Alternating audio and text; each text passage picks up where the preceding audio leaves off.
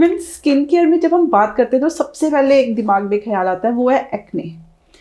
तो एक्ने क्या है, एक्ने क्यों होते हैं एक्ने? एक्ने देखो सबसे ज़्यादा जो इम्पोर्टेंट रोल उसमें है उसका एक्ने में, वो जेनेटिक है। आपकी स्किन अगर ऑयली है वो एक्ने को प्रोन है। बाकी जो चीज़ें हैं एनवायरमेंटल फैक्टर, जैसे आपने कोई ऑयली फूड खाया, एनवायरमेंटल पोल्यूशन है, आपके कॉस्मेटिक्स हैं जो आपने रॉन्ग यूज़ किए हैं, जो आपने कोई फेस को स्क्रब कर लिया, जो आपने ब्यूटी पार्लर जा के फेशियल करवा लिए, जब गलत कॉस्मेटिक्स आप लगा लेते हो, उन चीज़ों से ये एग्रेवेट होते हैं। बट बेसिक रीज़न एक्ने का जो है वो आपका ऑयली स्किन जो कि जेनेटिकली डिटरमिन्ड होती है। तो किस एज में जनरली स्टार्ट होते हैं ma'am? Mostly at the age of menarche के फीमेल्स में या टीन एज में, मोस्टली 12 to 13 ईयर्स की एज में एक्ने मोस्टली स्टार्ट हो जाते हैं और वो लास्ट करते हैं 26-27 की एज तक मोस्टली।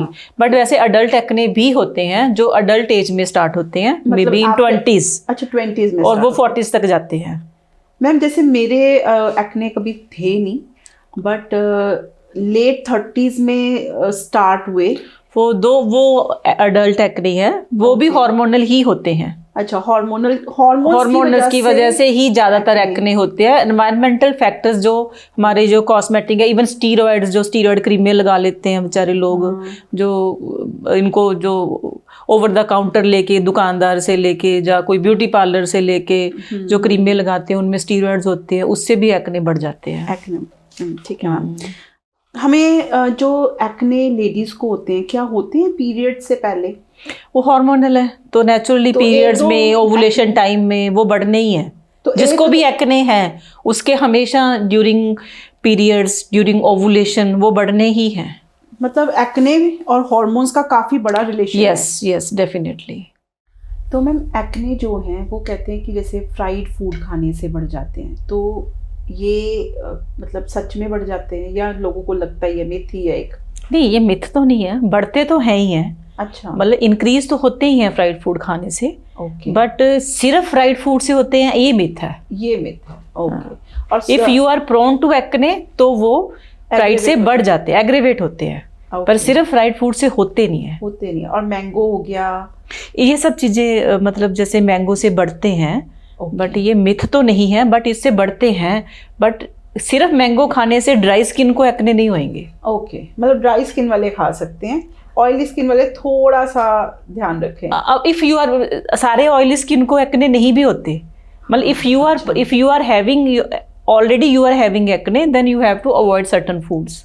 ओके। और मैंगो का इतना ज़्यादा रोल तो नहीं है, ज़्यादा तो ये प्रोसेस्ड फूड्स जो हम जंक फूड, फ्राइड फूड, ये जो आजकल बच्चे ज़्यादा खाते हैं, कोल्ड ड्रिंक्स, ये ना लें। मैंगो तो फ्रूट है, उससे इतना ज़्यादा कुछ नहीं होता, फर्क नहीं पड़ता है। हाँ। तो मैंगो आराम से खा सकते हैं। हाँ जी, हाँ, मैंगो तो खा सकते हैं। मैंगो का कोई इतना ज़्यादा रोल नहीं है। जनरली जो स्वीट्स होती हैं, जैसे मिठाइयाँ जिनको बोलते हैं, तो वो हाँ, मिठाइयाँ तो डेफिनेटली इंक्रीज करेंगी। दे आर फ्राइड मोस्टली, और शुगर कंटेंट बहुत ज़्यादा होता है, तो शुगर से बढ़ता है। हाँ, शुगर से बढ़ता है एक्ने। तो मैम जिसको मतलब शुगर नहीं है, जिसको डायबिटीज़ नहीं है जैसे हम बोलते हैं, तो अगर वो शुगर लेते हैं तो उनके एक्ने जिनको ऑलरेडी हैं उनके बढ़ जाते हैं। यस, बिल्कुल। तो शुगर लिमिट करनी बहुत ज़रूरी है। शुगर तो ऐसा सभी को लिमिट करनी चाहिए, चाहे कोई डायबिटिक है चाहे नहीं है। हाँ। तो शुगर का कोई फ़ायदा तो है नहीं है, फायदा नुकसान ही नुकसान है। मीठा मतलब हम ये कह सकते हैं कि सफ़ेद जहर है। अच्छा, सफ़ेद जहर दो बोलते हैं ना, हाँ, सॉल्ट एंड शुगर दोनों ही। पर स्वाद excess sweet and excess salt both are bad for your health. हाँ जी।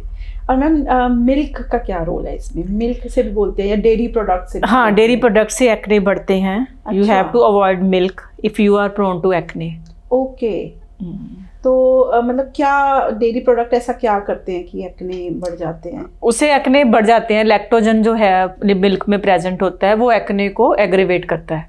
ओके, ठीक है। मैम एक मेडिसिन है आइसोट्रेटिनोइन, तो ये बड़े लोग यूज़ करते हैं, मैंने सुना है कि बहुत लोग यूज़ करते हैं। तो क्या है ये आइसोट्रेटिनोइन और क्यों यूज़ करते हैं? आइसोट्रेटिनोइन एक बहुत अच्छी मेडिसिन है फॉर एक्ने। ये विटामिन ए का डेरिवेटिव होते हैं। तो ये इनका मल्टीपल एक्शन होते हैं इसके। एंटी इन्फ्लामेटरी है, कैरेटिनाइजेशन को स्टॉप करती है, एंटीबैक्टीरियल प्रॉपर्टीज़ हैं इसकी, सीबेशियस सेक्रीशंस को कम करती है। हाँ जी। तो ये बहुत अच्छी मेडिसिन है फॉर एक्ने कंट्रोल के लिए। बस ये है कि सबसे बड़ी इंपॉर्टेंट बात ये है कि you have to take this medicine under the supervision of your dermatologist.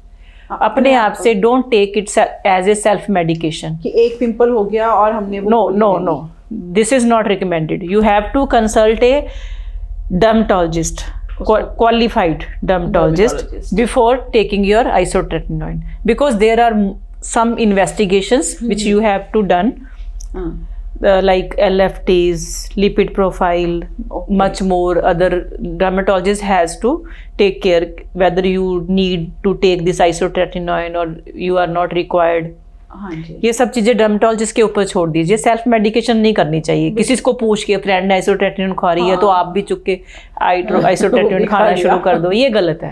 ये गलत है, ये नहीं होना चाहिए। हाँ। ठीक है मैम स्ट्रेस से भी क्या एक्ने बढ़ जाता है? यस, स्ट्रेस से बढ़ते हैं। तो स्ट्रेस कौन सा स्ट्रेस, जैसे इमोशनल स्ट्रेस या फिजिकल स्ट्रेस या हार्मोनल स्ट्रेस? सारे स्ट्रेस, कि कोई भी हार्मोनल स्ट्रेस हो, फिजिकल स्ट्रेस हो, इमोशनल स्ट्रेस हो, सभी से एक्ने, सारी ये डिजीजेस के ऊपर इफेक्ट होता है इन सब स्ट्रेस, सारे स्ट्रेस का। कोई भी डिजीज है, let it be diabetes, let it be hypertension, let it be your thyroid imbalance, सब चीजों पे, इन सारे स्ट्रेस का तो हर चीज पे ही इफेक्ट है। और तो भी मेरे ख्याल से पीरियड्स में भी तब जब आप स्ट्रेस में हो, due to any stress, emotional stress है, फिजिकल स्ट्रेस है, आपकी स्लीप डिस्टर्ब होएगी। जब स्लीप डिस्टर्ब होएगी तो आपकी ऑक्सीडेटिव स्ट्रेस बढ़ेगा, ऑक्सीडेटिव स्ट्रेस बढ़ेगा, कोलेजन प्रोडक्शन डैमेज होएगी, रिड्यूस होएगी, आपको रिंकल्स, फाइन लाइंस, एक्ने, सब कुछ ही होएगा। तो स्ट्रेस तो सभी चीजों की जड़ है ही है।